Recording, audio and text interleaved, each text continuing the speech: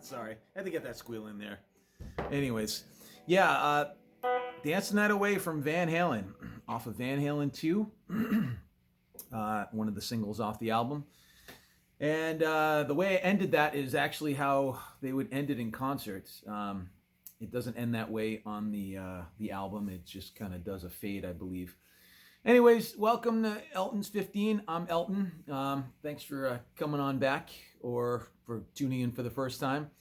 So this is chapter 4 of Alex Van Halen's book, Brothers, written about his brother, Eddie Van Halen.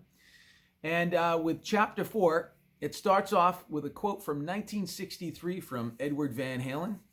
I believe it's from a school paper where he's talking about sort of musical integrity, that he's going to do whatever he possibly can do to be a rock star, which he actually in the future, beyond 1963, where he actually makes it, he very much delineates being a musician versus a rock star.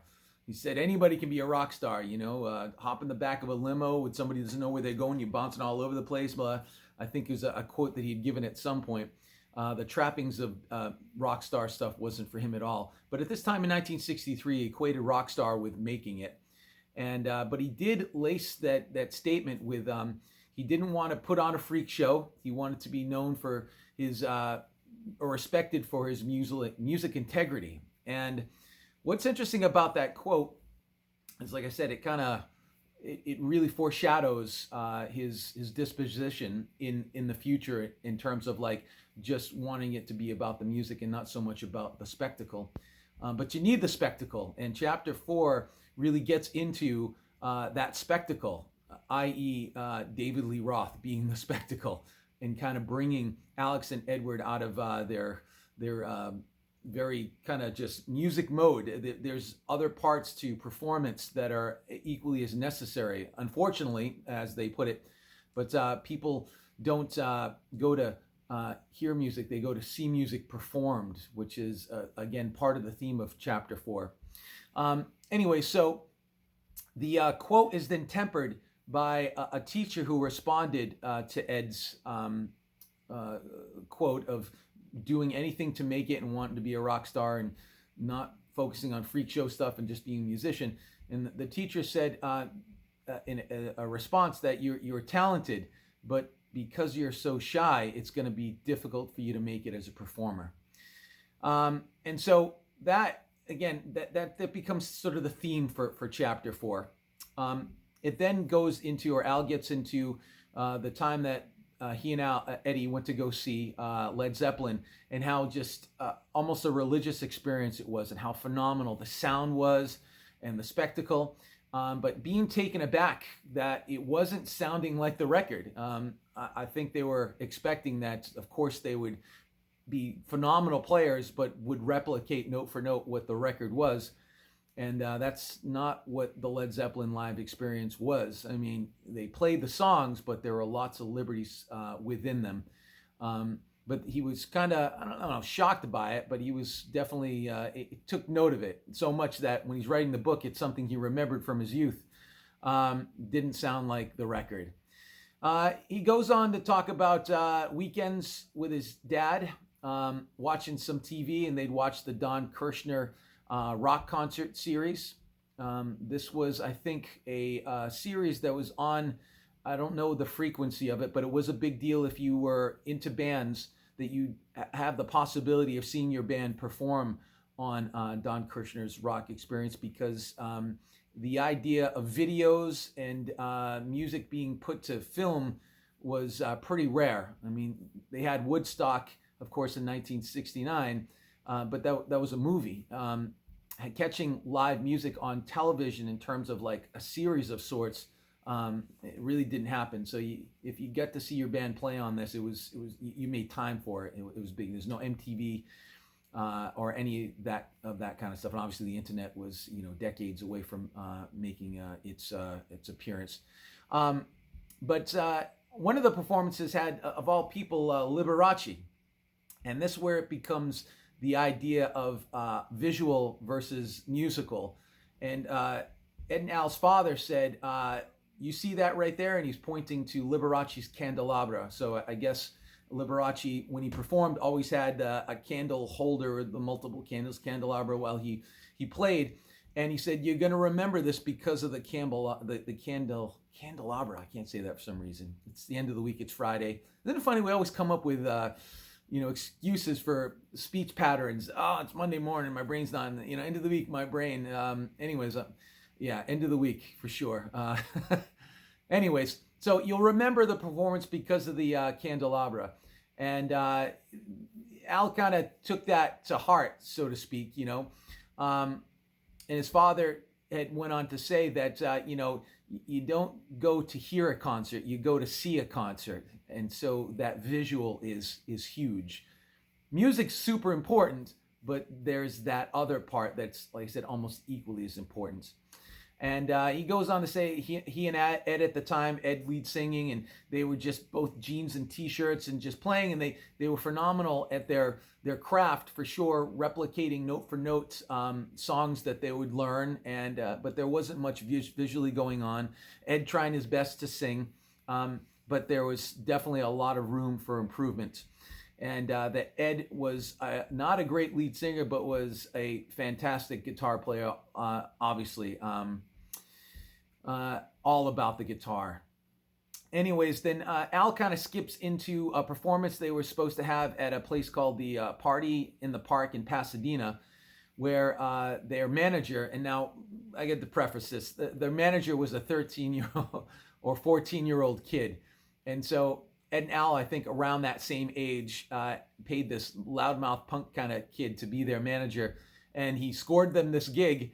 And so Ed and Al showed up early to check out the facility and the thing, and saw no stage, no lights, no PA. And then Al ends up talking with the guy that's organizing this, and the guy's like, "No, your manager said that you guys would be bringing this stuff. We don't provide it. You need to provide it." And Al and him get into a little bit of a scuffle, and Ed and Al end up leaving because they didn't have a stage, obviously, and they didn't have lights or a PA system. They just had their drums and guitar and amplifiers and stuff. That was it. And this is where David Lee Roth comes into the picture, because the band that replaced them was called Red Ball Jet, and that was David Lee Roth's band at the time. And so Ed and Al, I guess, came back later. I don't know how this worked, Ed and Al was supposed to perform. They backed out of it because they didn't have what was necessary for it. And then suddenly David Lee Roth's band shows up for that performance. That's kind of a quick turnaround. But anyways, that's the way it's presented in the book. And Ed and Al are there, like, who the heck's this band playing? What's up with this? They're taking our spot. they took our slot. And I guess there was a bit of heckling that went on.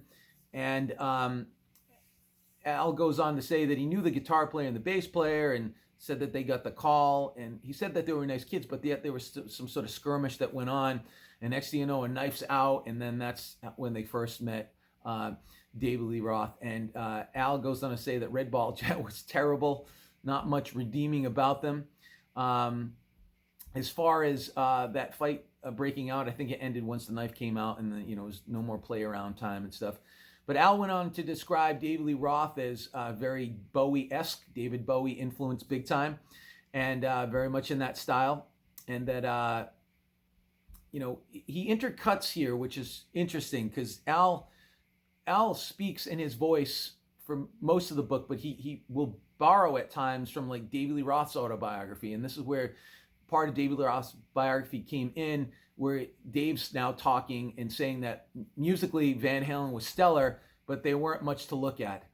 And as far as Dave and his introduction into getting into Van Halen, I guess Al had seen Dave at some other gig, like a folk club kind of stuff, with his chest hair showing and all that stuff, all that 70s vibe stuff, and didn't really think too much of him.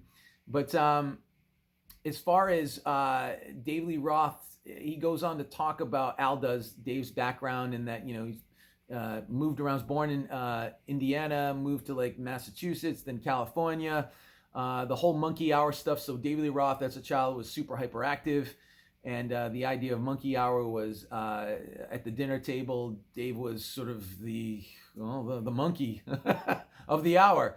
And so that's how they referred to dinner time at Dave's house. Then it fast forwards to the David Lee Roth audition, which took place at Ed and Al's house. The song that they tried playing with him, the first song, was Johnny Winter's Still Alive and Well. And Dave had a tough time with it, with quite literally the timing, when to come in and sing. And when he did come in and sing, I guess the singing was terrible. And Al realized it wasn't going to work. And it was sort of an amicable split in terms of like them parting at that point. That wouldn't be the last time they saw David Lee Roth, of course. That was just the first time they came down for a jam. And Al goes on to say, Ed, I can't remember if this is from the book, because I've been listening to Alex give an interview where he's on camera talking to an audience of selected people, where Ed realizes, of course, it's not going to work, and he's like, "See ya, Al," and like leaves the room and leaves the conversation to just Al and Dave saying, "Hey, man, I'm sorry." And so it didn't work out, but again, they do meet up again. The progression of the Van Halen boys in terms of bands started with Broken Combs, and then it went into a band called Genesis, it's still them, and then Mammoth, and as Mammoth that they had the David Lee Roth audition. But as time went on, they ended up getting David Lee Roth in the band, more so because years had kind of gone by, a year or two had gone by, and the musician pool was starting to shrink because people were starting to like go off to college or get real jobs, and not many people were into the full pursuit of music. And so that kind of narrowed the field, and plus David Lee Roth owned a PA, and they did rent it from him a few times. And the idea of getting him in the band was more of a financial scenario than anything else. And that's been talked about quite a bit as far as the history of Van Halen. But they ended up getting Dave in the band. Al says it would never have happened if it was just left up to Ed, because Ed didn't want him at all. It was Al who was convinced by Dave that he should be in the band, and Al's like, then Al had to convince Ed, and then that's sort of how it was. It was, as Al says, it's all my fault. But he did note that Dave had a really good work ethic, like equal to the Van Halen brothers. Van Halen brothers are like music to the bone. You just are 100% all about that. And Dave's ethic was of equal value in a different way, right? Dave was more performer based, like, the show of it all. And Van Halen was more about the music of it. And then it cuts to the amp. So Eddie Van Halen, known for so many things guitar-wise, including his guitar tone, the way that it sounds coming out of that speaker when you're listening to Van Halen 1, 2, 3, 1, 2, Women, Children First, Fair Warning, Diver Down, 1984.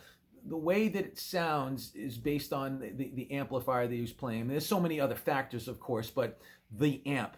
And where did that amp come from? So that amplifier was a Marshall amplifier. I'm not sure on the year of it, but its genesis was that it come from a place called the Rose Palace. Now, at this time, Ed was working. They had jobs. Al had a job. Ed had a job. Day jobs, and music was sort of a big part. But they did have to pay bills and stuff. And so Ed was working as a piano mover and an organ mover, and the music place that he was working at, essentially they came across this amplifier, which was from the Rose Palace.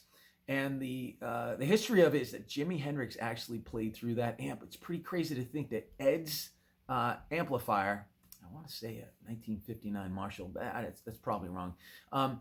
It's crazy that it one time had Jimi Hendrix playing through it. So when you hear Van Halen 1 and 2 of those early albums, that amp had Hendrix played through it. It kind of blew my mind when I was reading that section. Like, whoa, that's pretty heavy. The two dudes that changed music big time, guitar, electric guitar, rock style, Hendrix and Van Halen. I don't know if that's really even disputable. But anyways, so Ed worked to pay off that amp. Like, the amp came into the store that he was working at, and he got it, and so a lot of his paycheck was going to pay that off, and he worked a few years to pay it off, but he did whatever he could to get that amplifier. And then you have Al, who's working as a machinist, and he has an injury to his finger. Almost gets chopped off, he says. The reason why it didn't get chopped off, because prior to the cutting, there was some stone being grinded, and so when Al had the accident, it was sort of dull. And so he said it was left hanging by a thread. He didn't indicate which finger it was, but he says it was integral to his playing style. It was very little feeling in it, but it sort of acted as a damper on his snare. And Al has a very distinctive snare sound, and he attributes that injury to helping feed into that.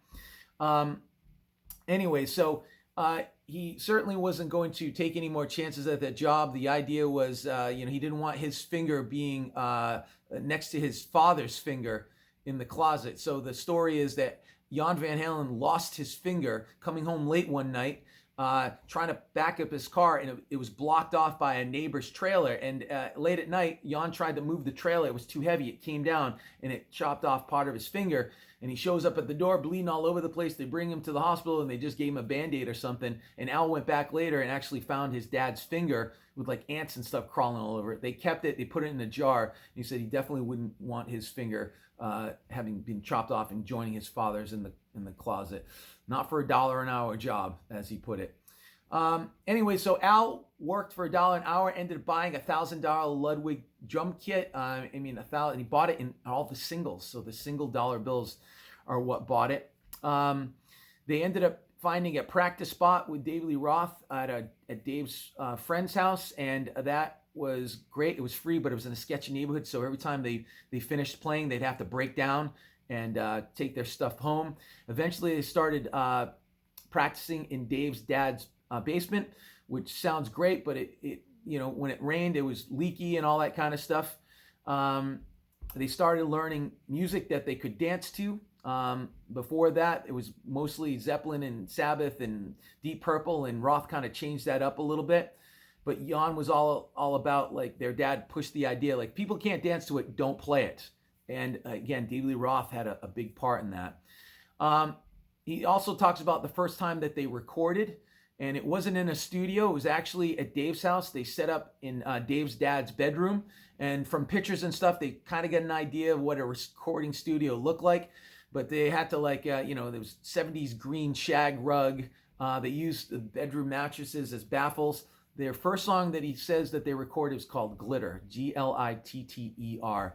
And you can hop on YouTube and actually type in Van Halen Glitter and hear that demo, which is pretty crazy.